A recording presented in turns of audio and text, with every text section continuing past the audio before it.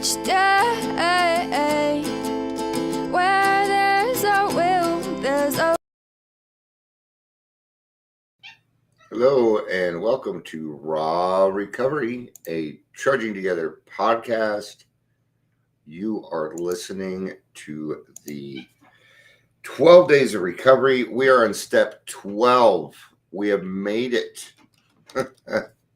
Made it to step 12 here. So I'm just doing a little bit of sharing and we're going to get right to it because this one is it's a little more lengthier than the other ones. So, boop, boop, boop, boop. All right. Keep it in the Trudging Together family this time around.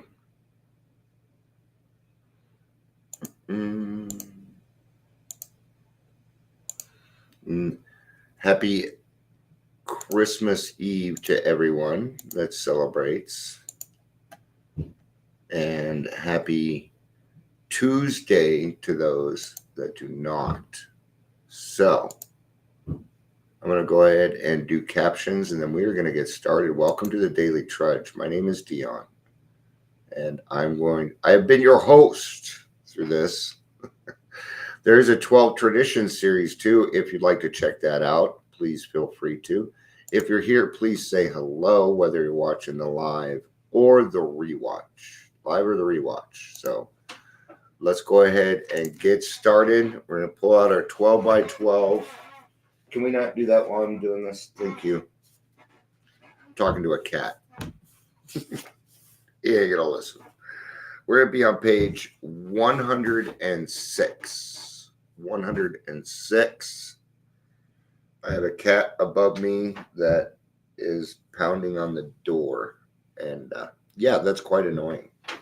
But nobody is up there to do anything. So, all right. Can you not do that right now? Thank you. All right. Let's go ahead and get started. Step 12. Having had a spiritual awakening as a result of these steps, we tried to carry this message to alcoholics and practice these principles in all of our affairs. All right. The joy of living is the theme of AA's 12th step, and action is the key word. Here we turn outward towards our fellow alcoholics who are still in distress. Here we experience the kind of giving that asks no rewards. Here we begin to practice all 12 steps of the program in our daily lives so that we and those about us may find emotional sobriety. When the 12th step is seen in its full implication, it is really talking about the kind of love that has no price tag on it. Yeah. You know, the actions of loving unconditionally for people for who they are, right? Because when we're working with alcoholics, we're dealing with a spiritual malady, and therefore we must understand that love has no kind of price tag on it. I need to understand that. And what is that? That's emotional sobriety. Okay? And that's what it is. That's all it is. I say that because I see a lot of meetings that are like emotional sobriety every week. It's like, it doesn't quite. Okay. Anyway, our 12th step also says that as a result of practicing all steps, we each have found something called a spiritual awakening. To new AAs, this often seems like a very dubious and improbable state of affairs. What do you mean when you talk about a spiritual awakening, they ask? Maybe there is many definitions of a spiritual awakening as there are people who have them. But certainly each genuine one has something in common with all the others. And these things which they have in common are not too hard to understand. When a man or a woman has a spiritual awakening, the most important meaning of it is that he has now become able to do, feel, and believe that which he could not do before on his unaided strength and resources alone. There you go. That's the one. That's what we all have in common. That we can now feel and believe which we could not before on our unaided strength, okay? And our own resources. Man, we had to find other resources, right? He has been granted a gift which amounts to a new state of consciousness and being. He has been set on a path which tells him he is really going somewhere, that life is not a dead end, not something to be endured or mastered. In a very real sense, he has been transformed because he had laid hold of a source of strength which, in one way or another, he had hitherto denied himself. He finds himself in a possession of a degree of honesty, tolerance, unselfishness, peace of mind, and love, which he had thought himself quite incapable. What he has received is a free gift, and yet usually, at least in some small part, he has made himself ready to receive it. Why is my phone? My phone keeps going to like searching, voice searching. So it like recorded that whole line. Anyway, right? So what we have received is a free gift, and we've made ourselves ready to receive it. Okay. That free gift was the obsession lifted, the alcohol obsession being lifted. That was it. Like it usually goes away. Well, it varies, but usually that's the free gift here. So A's manner of making ready to receive this gift lies in the practice of the 12 steps in our program. So let's consider briefly what we've been trying to do up to this point. Take a little bit of talking juice here. All right. Step 1 showed us an amazing paradox. We found that we were totally unable to be rid of the alcohol obsession until we first admitted that we were powerless over it. In step 2, we saw that since we could not restore ourselves to sanity, some higher power must necessarily do so if we were to survive. Consequently, in step 3, we turned our will and our lives over the care of God as we understood him. For the time being, we who were atheists or agnostic discovered that our own group, or AA as a whole, would suffice as a higher power. Beginning with step 4, we had commenced to search out the things in ourselves which had brought us to physical, moral, and spiritual bankruptcy. We made a searching and fearless moral inventory.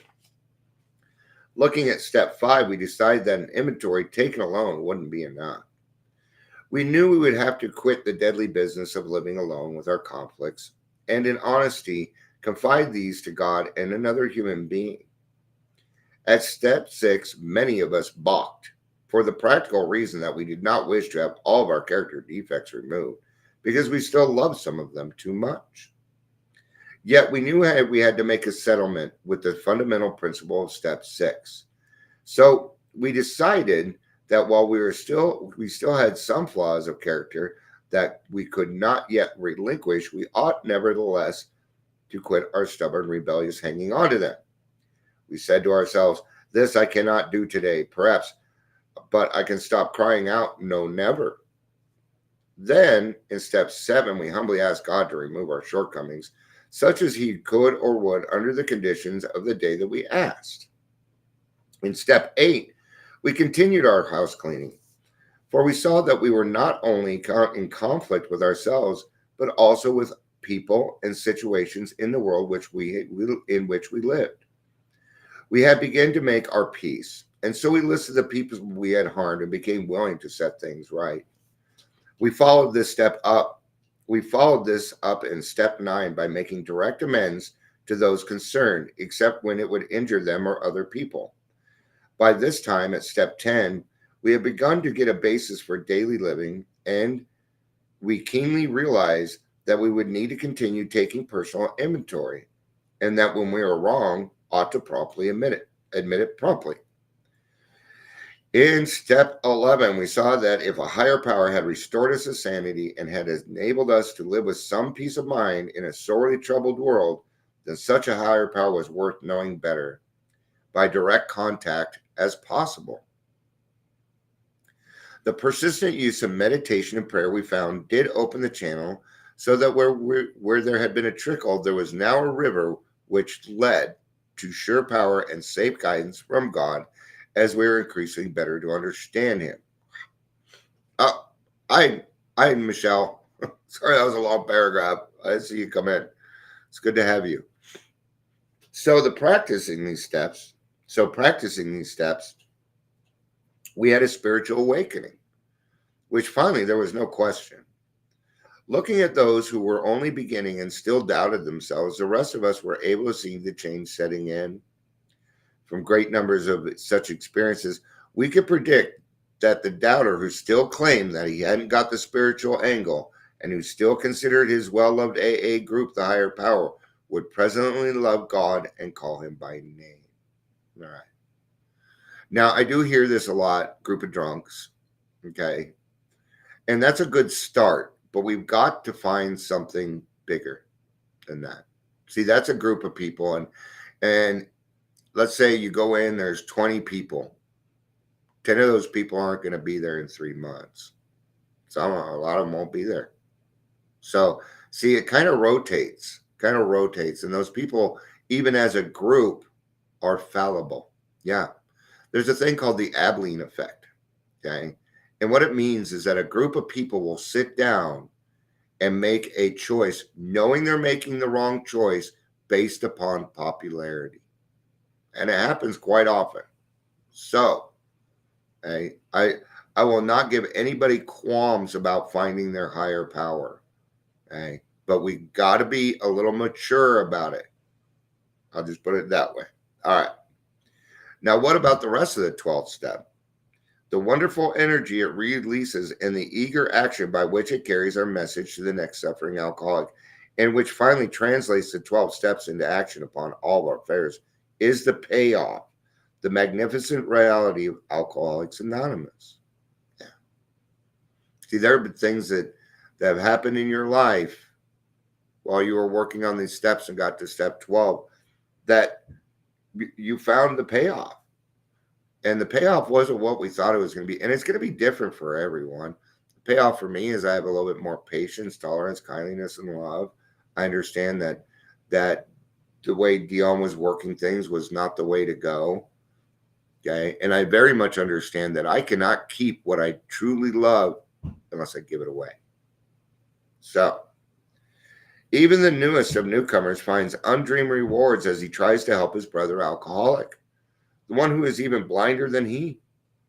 This is indeed the kind of giving that actually demands nothing. He does not expect his brother sufferer to pay him or even to love him.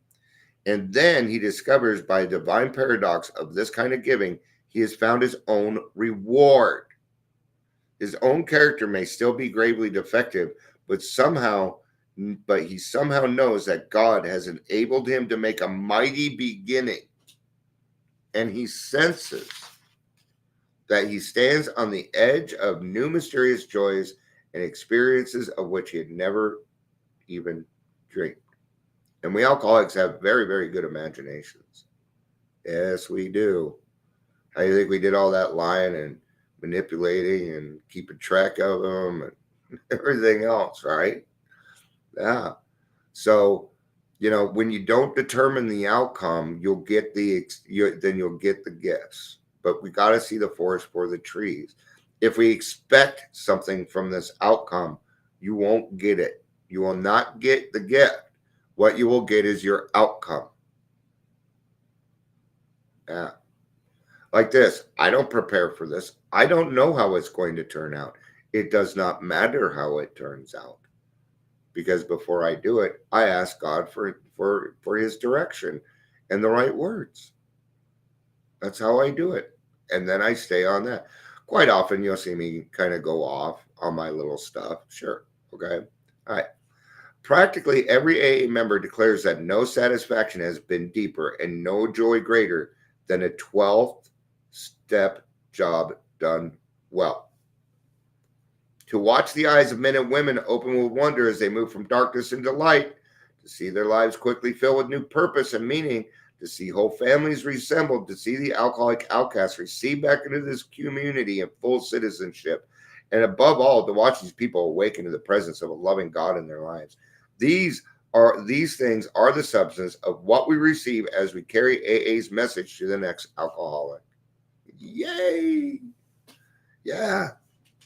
Watching, I'm telling you, watching somebody put their life back together. I love helping these young men. that have, their children are 4, 5, 6, 7 years old. Their wife is pissed at them, disappointed and scared is what they actually are. And to help them understand, hey man, we got to do this differently. And to see them go back and, play Legos with them, or play video games, or run outside with the Frisbee and be available. It's amazing to watch. I'm now coming into full citizenship. I destroyed. And it's now happening for me. And yeah, it feels nice. But what's going to be even better is when I watch other people.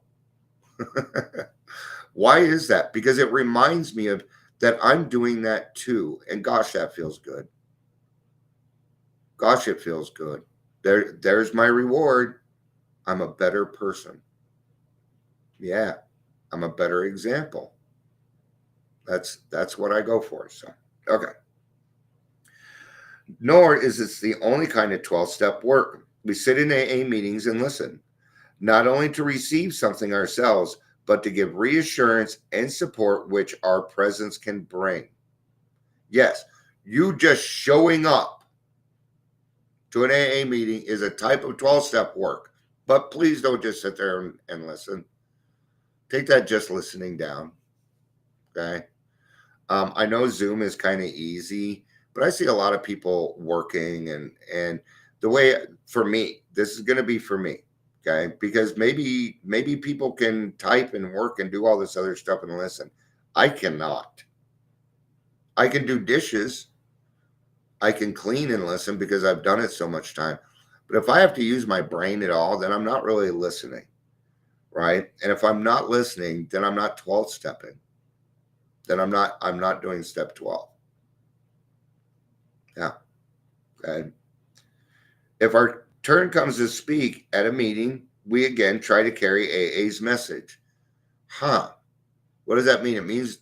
It means you share your experience, strength, and hope. Okay.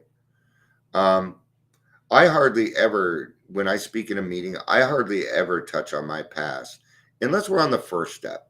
Then I'll tell a little bit of it, but most of what I'm going to tell is what happened to me and what it's like now, because that's what they need. I'm carrying the AA message.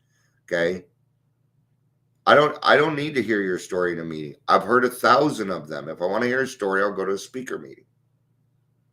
Okay. Yes. You are to carry hope. Hope. Okay. Not how your day's been. That's not for the group. This whole, you speak on the topic or whatever you want. No. Because then what happens is that person talks and then nobody is talking on the topic anymore. And there was a reason for the topic. See, if God picked the topic, you best stick to it. Whether our audience is one or many, that's so me, right? I mean, I've been doing this 7 years, and and I'm not, don't worry about popularity, right? Because it doesn't matter. I like so many rewatchers. I do. Not so many. 12? I don't know. I honestly don't know. It could be hundreds for all I freaking know, but I don't. So, because it's not what matters. If this series helps one person, then it was worth it to me. If it means that I took 5, 6, 7, 10 hours of my time to do this, so what? So what? See, but it's recorded, so therefore people can continue to go back. And I never charge. I'm going to lead you to sober coaches and all this other stuff. No. We're just going to keep it simple, basic AA, So anyway, there are many opportunities, even for those of us who feel unable to speak at meetings or who are so situated that we cannot do much face-to-face 12-step work. We can be the ones who take on the unspectacular but important tasks that make good 12-step work possible. Perhaps arranging for the coffee, and the cake after meetings, where many so skeptical, suspicious newcomers have found confidence and comfort in the laughter and talk. This is 12-step work in the very best sense of the word. Freely ye have received, freely give is the core of this part of step 12. Yes, there's a requirement here for me. I talk for me on this one. Why am I doing that? Because my mind is going outward to other people. So I'm just going to bring it back to me. Okay. So many people in this program took their time to help me, and they didn't want anything in return. And now it's my turn. That's the way that I see it. Yeah. And guess what? Thank God, because I'm a person who can help. And that's just amazing. That always fills my heart, man. That always makes me feel good. All right. We may often pass through 12-step experience. Oh, let's talk about that a little bit. 12-step work can be making the coffee, pouring the coffee, hosting, co-hosting, chairing the meeting. There's a lot of different service work, right? Some of these bigger Zoom meetings, you should have one person that is maybe a co-host, but what they do is they greet the people coming in. That's their job. And they're a greeter. We can do that online also. It's too bad we can't be on camera in the waiting room. But anyway, we may often pass through 12-step experiences where we will seem to be temporarily off the beam. These will appear as big setbacks at the time, but will be seen later as stepping stones to better things. For example, we may set our hearts on getting a particular person sobered up. You're already wrong. That thought process right there, it won't. Yeah, you couldn't even get yourself sober. All right. So thinking I'm going to get somebody sobered up, no. Okay. For me, that's wrong right there. Not wrong, but I'm already on the wrong path. Okay. For example, we may set our hearts on getting a particular person sobered up, and after doing all we can for months, we see him relapse. Perhaps this will happen in succession of cases, and we may be deeply discouraged as our ability to carry AA's message. Or we may encounter the reverse situation, in which we were highly elated because we have been successful. Hi, Amber. Good to see you. Here, the temptation to become rather possessive of the newcomers. Perhaps we try to give them advice about their affairs, which we aren't really competent to give or ought not give at all. Then we are hurt or confused when the advice is rejected, or when it is accepted and brings still greater confusion. By a great deal of ardent 12-step work, we sometimes carry the message to so many alcoholics that they place us in a position of trust. They make us, let us say, the group's chairman. Here again, we are presented with the temptation to overmanage things, and sometimes this results in rebuffs and other consequences which are hard to take. Ooh. I'm going to put it this way. If you sponsor and you're still sober, you are 100% sober. But we cannot think for a minute that we can get somebody sober. Yeah, we are highly intelligent people. Okay. Alcoholics are intelligent people. Now, what is this? Well, it's just full of expectation is what it is, right? Now, there's sometimes I've gone to meetings and, I've gone to a meeting where there's no double dipping allowed. And then the chairperson said, well, Dion gets the double dip. And it made me feel so uncomfortable. It did. It made me feel really comfortable setting me aside like that. And when people do that, when they are overly nice, I know something. You don't like me. It's okay. You don't need to overly do stuff. And, I don't care. For the most part, I don't care if you like me. Do I care whether people like me? Yes, I do. But not everybody. Not everybody. No. Do I care what people think about me? Sure, I do. I got 2 friends right here, right now, that I care what they think about me. We're friends. So at that point, yeah, I do kind of care because you're the people that keep my ass in line. So I very much care because you have my best interests at heart. So thank you. See how that works? All right. But in the long run, we clearly realize that these are only the pains of growing up, and nothing but good can come from them if we turn more and more to the entire 12 steps for the answer. Now comes the biggest question yet. What about the practice of these principles in all our affairs? Can we love the whole pattern of living as eagerly as we do the small segment of it? We discovered that when we try to help other alcoholics achieve sobriety, can we bring the same spirit of love and tolerance into our sometimes deranged family lives that we bring to our AA group? Yeah. There was a guy that said this in a meeting months ago, and it's still on my mind. And he said, I give more grace to complete strangers than I do my own family. And right now, I think that's a good one for Dion. I've got to give some grace to my family. That makes me feel better. Yay. Now I can look at it differently. It's the holidays. We're all going through it.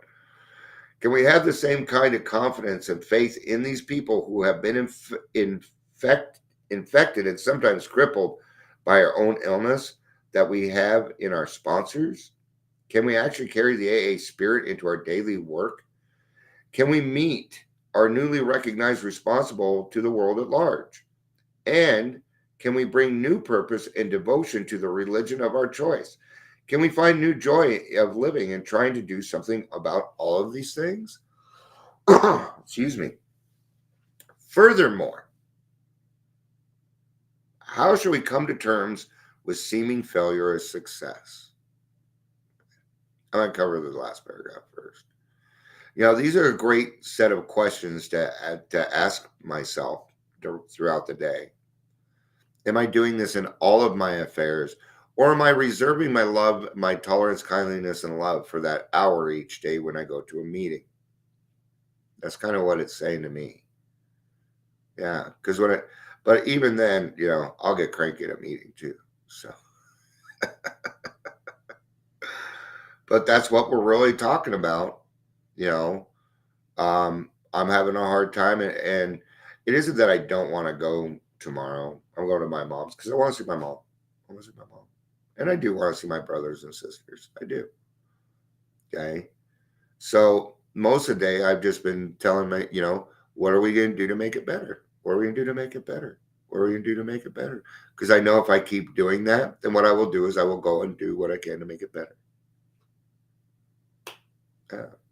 Tricking my mind. All right. So furthermore, how shall we come to terms with seeming failure success? Can we now accept and adjust to either without despair or pride?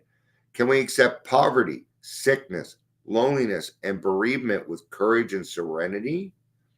Can we steadfastly content ourselves with the humbler, yet sometimes more durable satisfactions when the brighter, more glittering achievements are denied us? This is a hard one for me, because of what I do. And I'm just going to use my life as an example. Okay.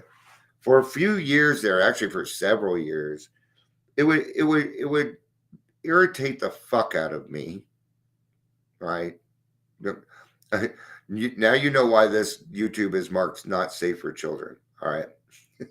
I swear a lot on these, but I'd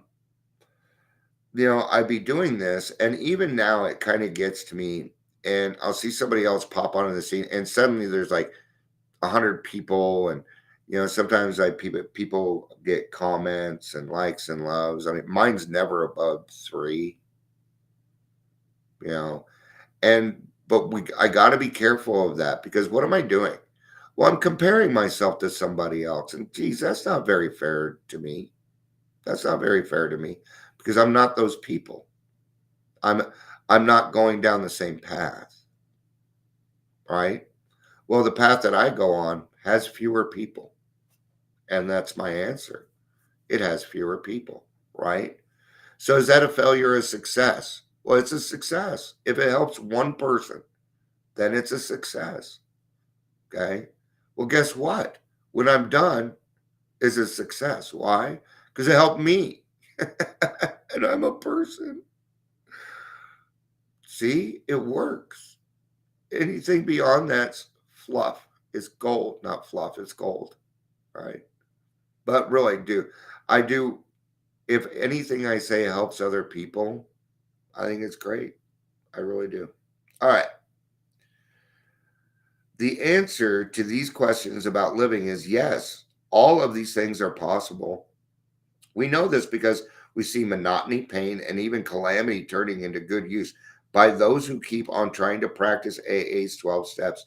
And if these facts of life for the many alcoholics who have recovered in AA, they can become the facts of life for many more. It is.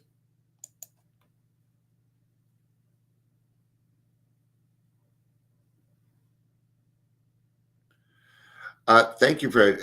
And I apologize to the podcast people. Anil, I'm not. Okay. So Anil, I'm going to remove you to come on here and peddle drugs for PTSD while I'm trying to do this. That's beyond. That's beyond. So you can go ahead and leave. You can go ahead and leave. All right.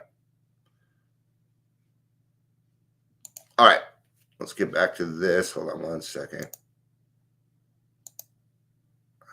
Unfortunately, it doesn't take it away from the chat. So, but you're not allowed to. You can hang out, but you're not allowed to post anymore. So, all right.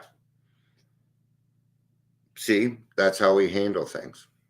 Yeah. Welcome to the 10th step. Right. All right. Of course, all AAs, even the best, fall short of such achievements with a consistent thing.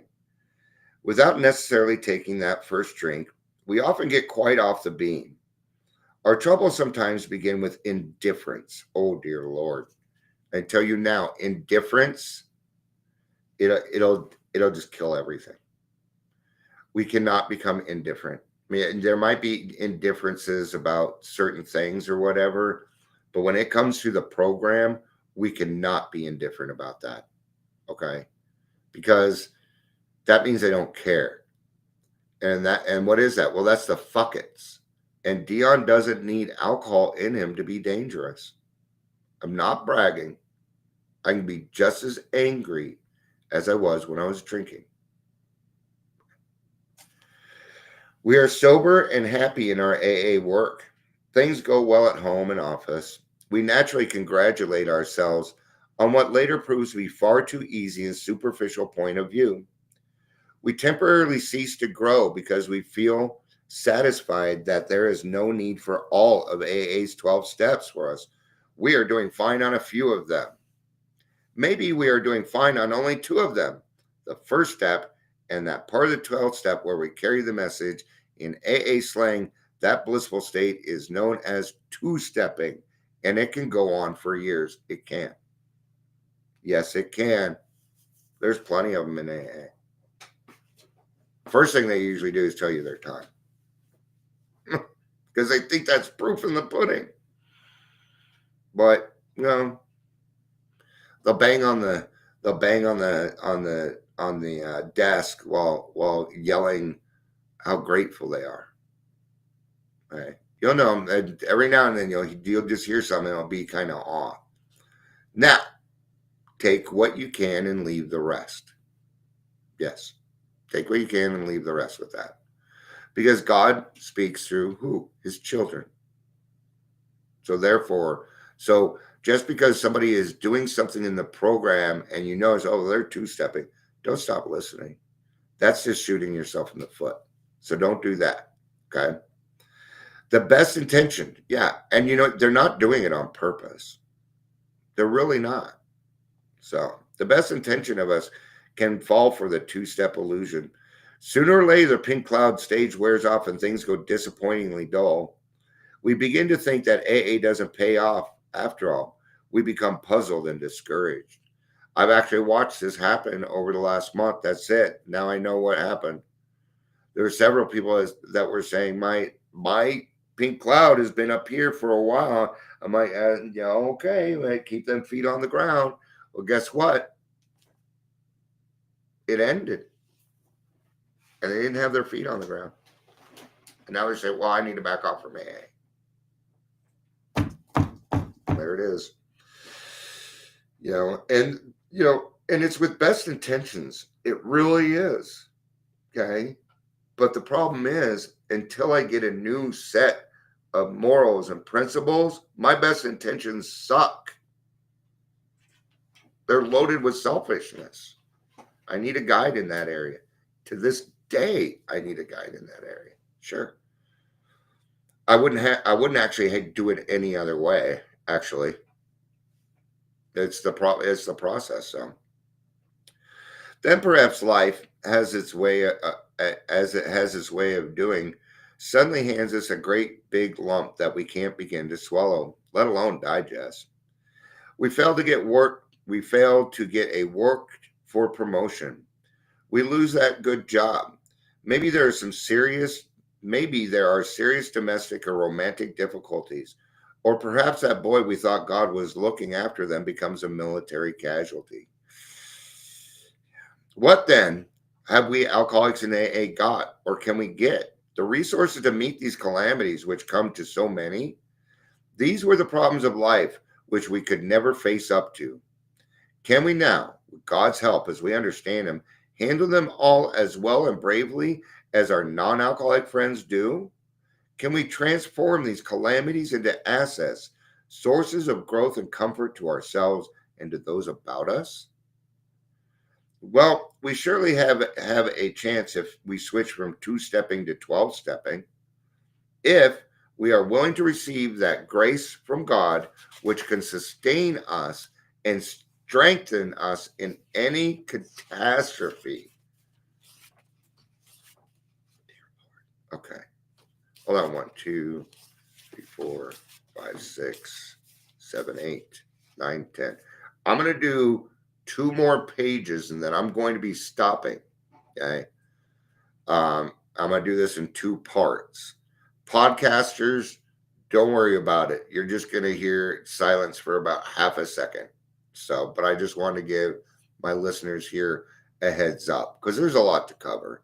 So I'll probably go to the noon meeting and then come back and finish it is probably what I'll do. So our basic troubles are the same as everyone else's, but when an honest effort is made to practice these principles in all of our affairs, well-grounded AA seem to have the ability, by God's grace, to take these troubles in stride and turn them into demonstrations of faith. We have seen AA suffer lingering and fatal illness with little complaint and often good cheer. We have sometimes seen families broken apart by misunderstandings, tensions, or actual infidelity who are reunited by the AA way of life. I've seen this. Absolutely. Hi, Patricia. It's good to see you. Merry Christmas to you also. Or happy holidays, whichever one is your preference. All right. Though the earning power of most AAs is relatively high, not really. Only, they say that, but let's remember the first 100 were pretty much white people with good jobs. But I'm just going to call it what it was. Okay. And this isn't so. We're good at it, but like side hustle. I don't have a side hustle. I don't hustle people. That's what that means from my world anyway. So when people are like, "Oh yeah, I'm a recovery coach. That's my side hustle." I'm like, "Oh yeah, that's a hustle, all right." What you think? Okay, or it's your side hustle. We'll take the other meaning. Hurry. That's the other meaning to it. So are you hurrying or are you duping someone? Which one are you doing? Okay.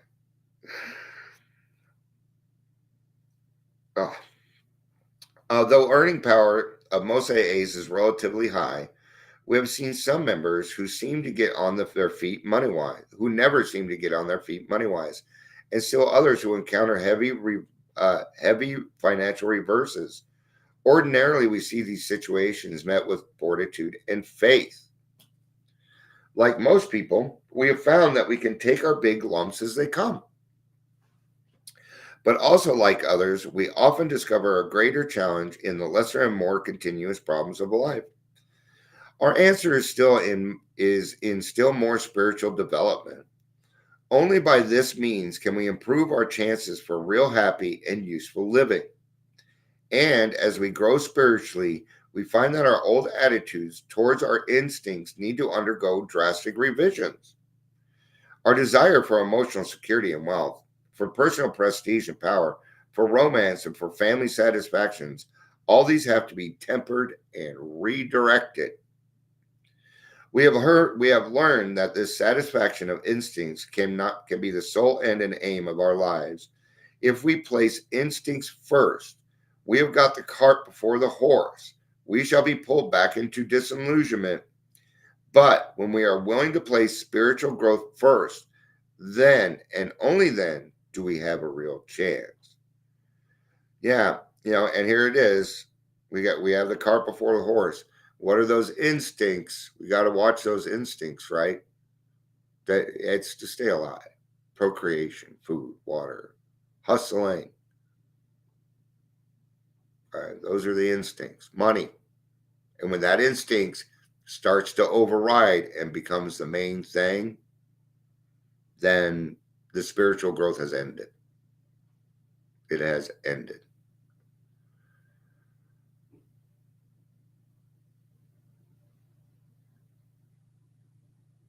All right. After we come to AA, if we go on growing, our attitude and action towards security, emotional security, and financial security commence to change profoundly. Our demand for emotional security for our own way had constantly thrown us into unworkable relations with other people. Though we were sometimes quite unconscious of this, the result had always been the same.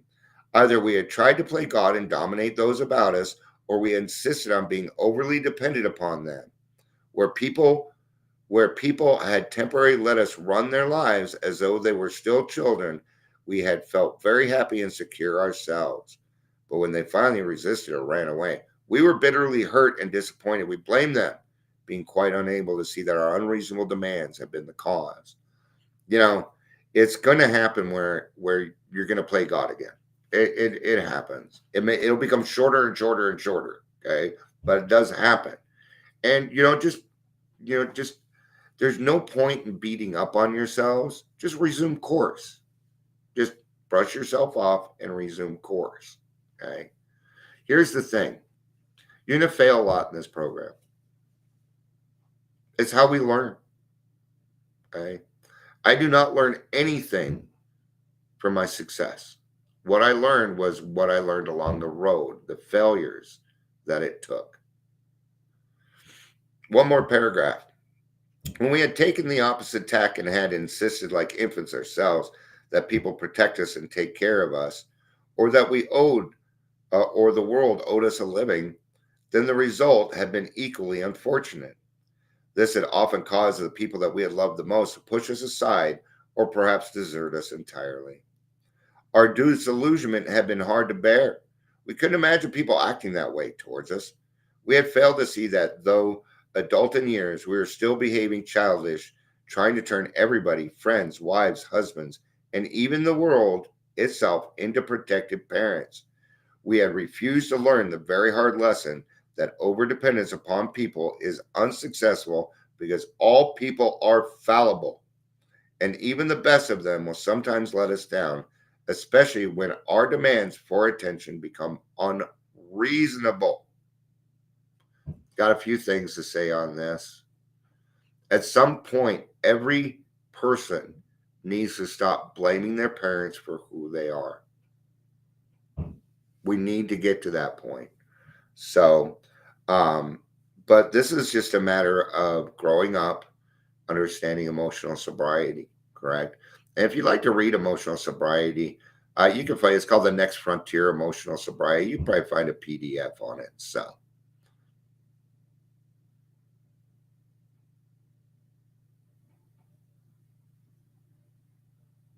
all right. So I had to put space. I had to put space in there so that I could edit it. All right, for the podcast. So I apologize for that long wait there. But yeah, this part won't be on the podcast. What a dick. That guy ticked me off. I handled that pretty good though. So, but to come on here and then, yeah, I don't know. So, all right.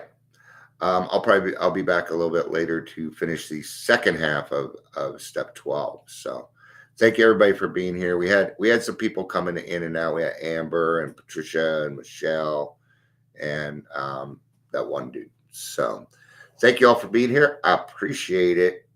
I love you. You know I do. Peace out and have a day. Bye-bye.